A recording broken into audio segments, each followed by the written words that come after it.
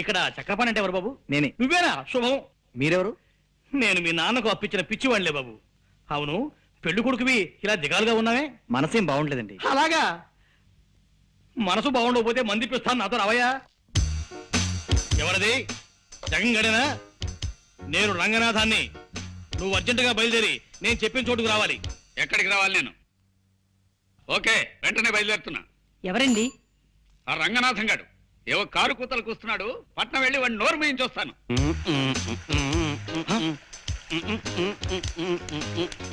దరిద్రుడా, రన్నింగ్ బస్సులో కండక్టర్ నడిచినట్టు ఆ నడకేమిటి నీ మొహం? పిచ్చి చూపులు చూస్తున్నావు. తాగేవా ఏమిట్రా? ఎస్సా నీ శార్థమా? తాగొచ్చి నా ఎదురు నిలబడతావా? ఎంత ధైర్యం నీకు?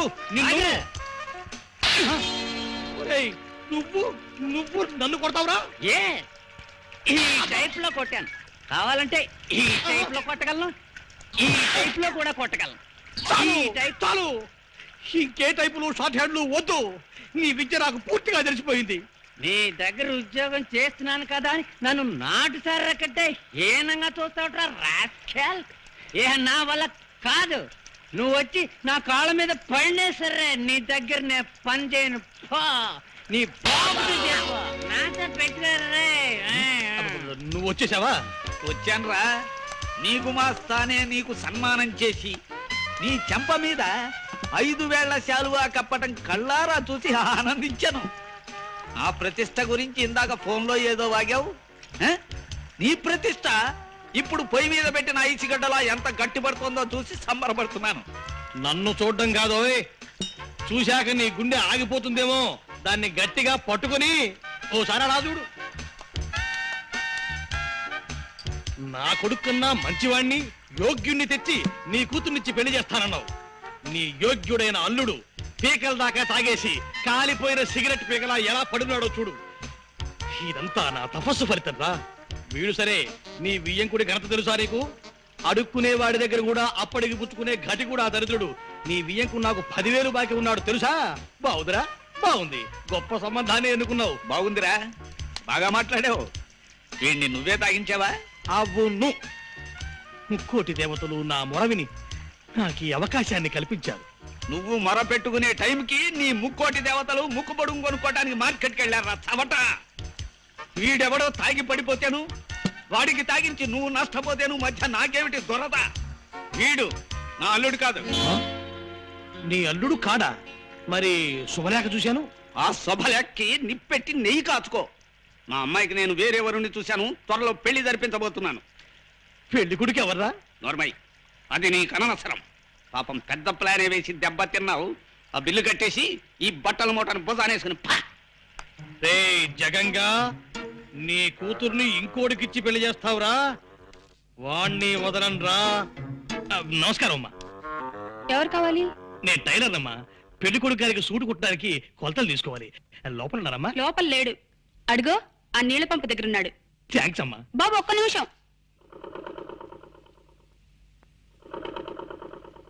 బాబు, ఈ చీర కాస్త ఫాల్ కుట్టిపెట్టు. ఇదిగో ఆ జాకెట్. ఈ గుడ్డతో ఒక జాకెట్ కుట్టిపెట్టు. కాస్త గట్టి దారం వాడు. ఏం దారం వాడతావు? మామూలుగా పుర్రి కోసం వాడతాను. అది దొరక్కపోతే శాంతాడు వాడతాను. పురి కోసం చాంతాడునా? అవురా, విధి ఎంతటి చిత్రాతి చిత్రమైనది. ఏమన్నావు బాబు? విధి చిత్రాతి చిత్రమైనది అన్నావా? ఎస్.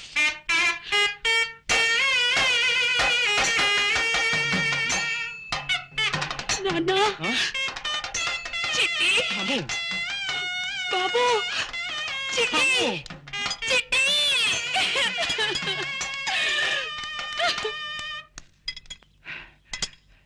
బాబు, పెళ్లి కొడుకు గారు తమరేనా? అవును, నేనే. రాముడు, నువ్వా? నాన్న నువ్వా? అవు నేనే, ఇంకా నేనే రంగంలో దిగుతా బిడ్డ. నువ్వు గట్లా చెబితే గట్లా చేస్తా, నీ మాట అయితే నిలబెడతా పో. ఆ నారాయణ్ని ముహూర్త సమయం దాకా మనం ఎలాగైనా సరే ఆపి తీరాలి. లే మీరైతే గా ఫిగర్ పడదు. పాత దేవదాస్ సైన్ మన నాగేశ్వర్ ఇప్పటి సందికి ఆ సైన్ ముచ్చట్లయితే లేదు భయా. నువ్వు చెప్పిన ప్లాన్ చెప్పినట్టు చేసి చూపిస్తా. వారి ఈ ఆటి నుంచి నా పేరు పటేల్ అయితే కాదు. ఏమనుకున్నావు? ఒకసారి బస్సు ఇక్కడ ఆపించావేంటయ్యా? సేటు ఒక్కసారి ఆ బోర్డు చూడు. ఎవరో జమీందారు దానం ఇస్తాయట. ఆ దానం పుచ్చుకునే ఛాన్స్ మనకే రావచ్చు. ఓ చూపు చూసుకెళ్దామయ్యా. అది కదయ్యా, ఒకరు తెలియకుండా ఒకరి దగ్గర అప్పు చేసి అందరికీ బాకీ పడ్డావు. నీ కొడుకు పెళ్లి అవగానే మా బాకీ తీర్చేస్తాను చెప్పి అందరం వెంట పెట్టింది బయలుదేరావు. తీరా చూస్తే పెళ్లింటికి వెళ్ళకుండా ఇక్కడ అప్పు చేసేవే. సేటు నీ దగ్గర పుచ్చుకున్నాడు 10 వేళ్ల కట్ట. నా కొడుకు పెళ్లి రేపు 10 గంటలకయ్యా. ఈ లోపుగా మనము కాసేపు ఇక్కడే కూర్చుని మన ప్రయత్నాలు మనం చేయడంలో కొంపేపోదు. చూడు, ఇప్పుడే నా చేతికి డబ్బు రాని మీ బాకీలు మొత్తం తెచ్చేసి మిమ్మల్ని ఇంటి నుంచి ఇటే పంపించేస్తాను. అబ్బా ఏమిటండి ఇది అసహ్యంగా. షో అంత నిశ్శబ్దంగా ఉండండి. జమీందారు గారిని ఎవ్వరూ డిస్టర్బ్ చేయకూడదు. నేనేం డిస్టర్బ్ చేయను గానీ ఒక చిన్న మనం. చెప్పండి. ఈ జమీందారు గారు ఎవరు?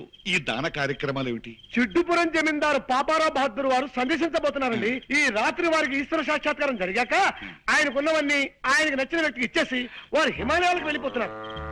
అలాగా? అయితే ఇక్కడున్న వాళ్ళల్లో ఆయనకి నచ్చిన వ్యక్తి అంటూ ఎవరన్నా ఉన్నారా? లేదండి. లేరు కదా. ఇప్పుడు ఇక్కడికి వచ్చిన వారి నుంచి ఆయనకి నచ్చిన వ్యక్తిని ఎన్నుకుంటారు. పాపం అందుకే ఈ భక్తులంతా వచ్చి కాచు కూర్చున్నారు. బాబు ఇంకొక చిన్న మాట చెప్పండి. వారికి ఉన్నదంతా దానం చేస్తారంటున్నారు. ఏమాత్రం ఉంటుంది ఏమిటి? ఉండొచ్చండి, 10-12 దాకా ఉండొచ్చు. ఏమిటట్లా? అబ్బా అంతుంటుందా? గురూజీ మీరు ఇక్కడ ఆ పని మీద కూర్చున్నారా? ఆ జమీందారు గారి చల్లని చూపులు మా మీద పడతాయేమోనని నేను మా ఆవిడ కాసు కూర్చున్నాం. దోమయ్య సరే, అక్కడ వాడకపోతుందా? అప్పుడు నేను చూసుకుంటా. ఇంకెక్కడ వెళ్తుందా? చచ్చిపోయింది. జమీందారు గారి సోదరు కావంట 6. ఆరెందుకు? ఆయన ఏదో అడగడం తక్కువ పుచ్చుకోరండి, నేను తీసుకొస్తా. నువ్వు ఉండవయ్యా.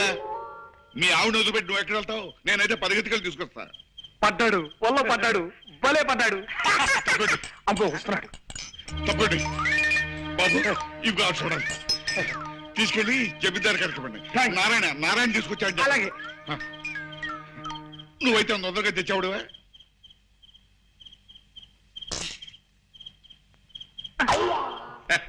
కొడదాం అనుకున్నావే. జమీందారు గారు వచ్చేస్తాను.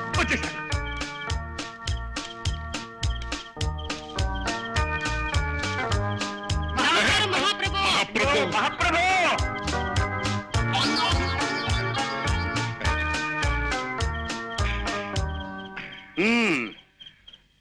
ఇక్కడ ఉన్న వాళ్ళల్లో నాకు ఈ భక్తుడు బాగా నచ్చాడు. ధన్యుణ్ణి స్వామి, ధన్యుణ్ణి. అయితే తమ వారసుడిని నేనేదన్నమాట. అవును భక్త, చాలా సంతోషం. శిష్య గురూజీ తీసుకురా. అలాగే. త్వరగా వెళ్ళవయ్యా. స్వామి నోడవయ్యా. భక్త, నాకున్నవి ఇవి అన్నీ నీకు సమర్పిస్తున్నాను. ఈ కాగితంలో ఆస్తుల లిస్టులన్నీ ఉన్నట్టున్నాయి. ధన్యుడి స్వామి. ఇదేమిటి అప్పు లిస్టు ఉన్నేమిటి? శిష్య, నాకున్నవన్నీ అర్పించాను, హాయిగా అనుభవించు. శిష్య కరోతి మాం భబ్రాచమానం ఆగవయ్యా. భజ.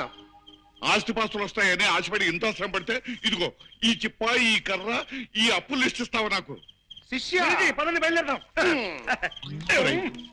ఓరి దొంగ శిష్య, వాడికి 10-12 దాకా ఉంటాయన్నావు కదా. అందులో తప్పే ఉంది, చూసుకోండి. లిస్టు 10-12 పైన ఉంటాయి.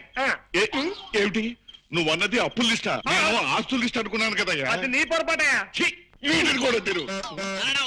వస్తున్నాడు అయ్యా.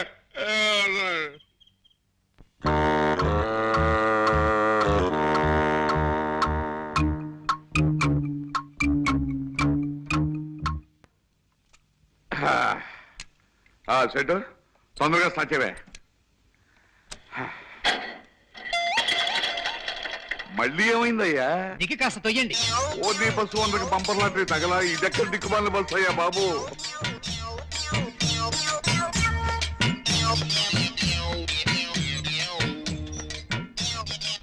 ఇంకెంత దూరం అయ్యా? అబ్బా తొయ్యండి అయ్యా. అదిగో పెళ్లి పందిరి దగ్గరకు వచ్చేసిందిగా. మొహాలు బట్టలు మట్టి కొట్టుకుపోయి చెంబలు వెళ్ళి బంది పొట్టులా ఎలా తగలటం చూడు. పెళ్లి అయిపోయిన తర్వాత స్నానాలు చేద్దామయ్యా సెట్. రండి రండి. రే గొడుగా ఆయన పట్టు. బావగారి ఫేస్ మహా బాగా నచ్చుతుంది నాకు. ఏ పని చేసినా విడ్డూరమే. మామూలుగా పెళ్లికి బస్సు వేసుకొస్తారు, బావగారు బస్సు తోసుకొచ్చారు. అదొక వెరైటీ. ఇప్పుడే అసెంబ్లీ నుంచి బయటకు వచ్చినట్టు బట్టలు చిరిగి జుట్టు రేగి ఎంత అందంగా ఉన్నారో పెళ్లివారు. అది సరే, కాఫీలు టిఫిన్ ఎక్కడ సెట్? రెడీగానే ఉన్నాయి, రండి. ఆగండి ఆగండి. ఇలాంటి పెళ్లిళ్లలో మతలబులు జరగటం, పెళ్లి కూతుళ్ళు మారిపోవటం మేము చాలా కథల్లో చదివాం, చాలా సినిమాల్లో చూసాం. అందుకని ముందుగా మాకు పెళ్లి కూతురు చూపించండి. దానికేం భాగ్యం, అదిగో పెళ్లి కూతురు.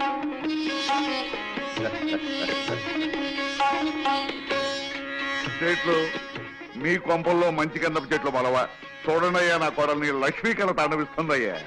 ఆ నెక్లెస్ చూసారా డైమండ్స్, ఆ గొలుసు చూసారా డైమండ్స్, ఆ దిద్దులు చూసారా ఆల్ డైమండ్స్. బావగారు అవునవును, కానీ మీరే మరీ పెళ్లి పందిరి వేసిన కూలీలాగా ఉన్నారు. మీ ఫేసులు జనాలకి నచ్చావు. కాస్త ఒళ్ళు తోముకుని టిఫిన్ మెద్దరు గాని. ఇది బాగుంది. అరే పాపారావు జమీందారా? అవునల్లా సేటు, నీ పళ్ళుడిపోయి బంగారు పళ్ళు రాను. నిన్ను నమ్ముకుంటే కొంప ముంచావు కదటయ్యా. ఆస్తి వస్తుంది కదా అని ఆశపడితే అప్పులు ఆ మొహన కొడతావా? అవును, సన్యాసం పుచ్చుకోవాలనుకున్న వాడివి పెళ్లికొచ్చావేంటి? నీ తండ్రి కాండే ఉంది భయ తమాసా. ఎట్లయినా సన్యాసం పుచ్చుకుంటున్నా కదా, ఆఖరితో పాగా సాయిన్మా చూద్దామని పోయినా. ఏం సాయిన్మా అనుకున్నావు? గదేను భయ్యా, పాండవులకు అందరు కలిసి జంగల్ పోతారు చూడు, పాండవ వనవాసం. గది చూసిన జబర్దస్త్ పిక్చర్ అనుకో రాదు. జరంత స్టోరీ చెప్తారా? అరే నువ్వేం ఫిగర్ చెప్తా. ఓయ్, పిలవని పేరంటానికి తగలడ్డావు అన్నమాట. నీ దిక్కుమాలిన ఫేస్ వేసుకుని నా ఇంట్లో పెళ్లికి రావడానికి సిగ్గులేదురా నీకు? రే జగంగా, మాటలు జాగ్రత్తగా రాని. నాకు కనుక తిక్కరేగిందంటే మా అబ్బాయి చేత విడాకులు ఇప్పించేస్తా. నీ అబ్బాయి చేత విడాకులు కాకపోతే విస్తరాకులు ఇప్పించుకో. నాకే మాటదారకు. మా వాడెవడో తెలుసా? ఎవడైతే నాకే. నీలాగా నికృష్ట ఫేస్ గలవాడై ఉంటాడు. ఆ నికృష్ట ఫేస్ గలవాడే మీ అదృష్ట ఫేస్ దాని మొగుడు కాబోతున్నాడు రా. అంటే రాంబాబు ఎవరో తెలుసా? మా అబ్బాయి. ఎస్వోళ్ళేడా నీ తండ్రి బరాబర్ నీ లెక్కే ఉంటాడు భయ్. గాడేం చేసింది తెలుసా? గిట్ల సింహాసనం మీద కూకుని తొడగొట్టి రాయే అని పిలిచిండు. ఎవరిని?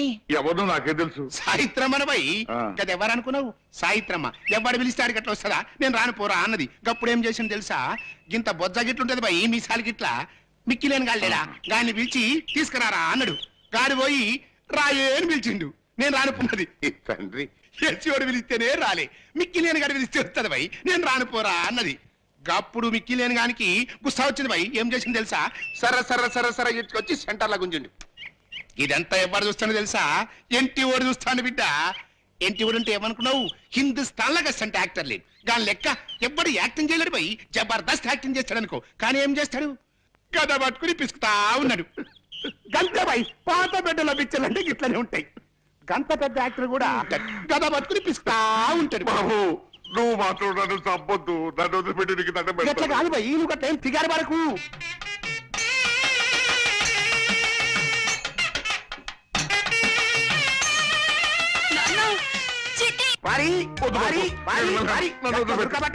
ఇప్పుడే మంచిగా ఉంటది స్టోరీ. అప్పుడు మిక్కి నేను ఏం చేసింది తెలుసా? సాయిత్రమ్మ చీర పట్టుకుని గుంజబట్టిండు. అప్పుడు సాయిత్రమ్మ ఏం చేసింది తెలుసా? తెలీదు. ఇట్లా పైకి చూసి కృష్ణ అన్నది. బావగారు, మీరు ఇంకా కథ వింటూ ఇక్కడే నుంచున్నారేమిటి? అవతల సుముహూర్తానికి టైం అయిపోతుంది. రండి వెళ్దాం. పదండి, నన్ను వదిలి బాబు. వారి నే పోతా కమ్మటి కథ చెప్తా అంటే ఇట్లనే గారు కూడా మారిపోయిండు. ఏం చేయాలి?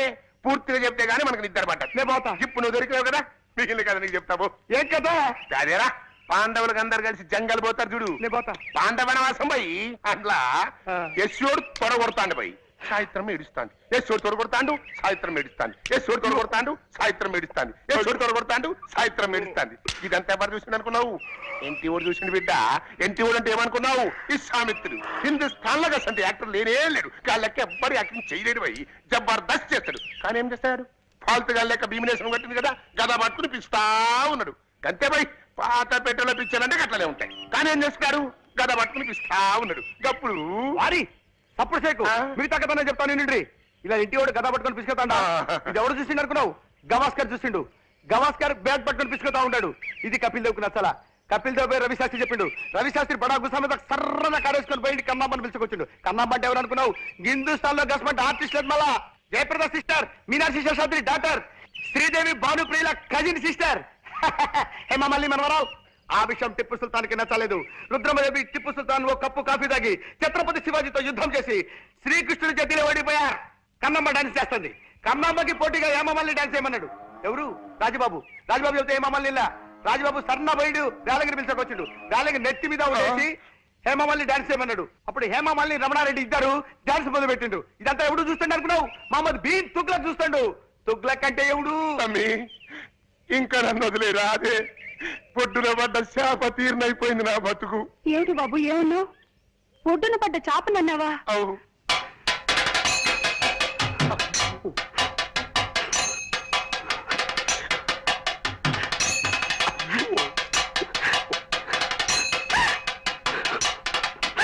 బాబు అయ్యో అయ్యో